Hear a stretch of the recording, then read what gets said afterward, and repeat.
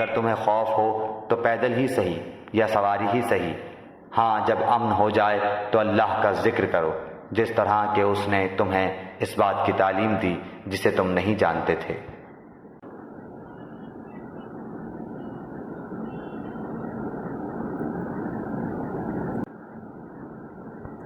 جب تم ان میں ہو اور ان کے لیے نماز کھڑی کرو تو چاہیے کہ ان کی ایک جماعت تمہارے ساتھ اپنے ہتھیار لیے کھڑی ہو،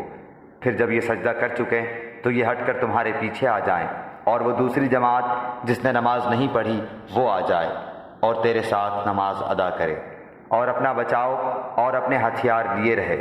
کافر چاہتے ہیں کہ کسی طرح تم اپنے ہتھیاروں اور اپنے سامان سے بے خبر ہو جاؤ تو وہ تم پر اچانک دھاوا بول دیں۔ ہاں اپنے ہتھیار اتار رکھنے میں اس وقت تم پر کوئی گناہ نہیں جبکہ تمہیں تکلیف ہو یا بوجہ بارش کے یا بسبب بیمار ہو جانے کے، اور اپنے بچاؤ کی چیزیں ساتھ لیے رہو۔ یقیناً اللہ تعالیٰ نے منکروں کے لیے ذلت کی مار تیار کر رکھی ہے۔